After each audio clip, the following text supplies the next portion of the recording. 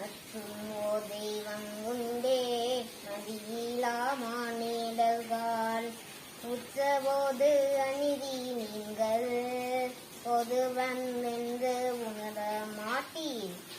அச்சம் மேல் ஒன்று அறியீர் அவன் அல்லால் தெய்வம் இல்லை கற்றி நம்மைத்த எந்தை கழலினை பணிமின் நீரே.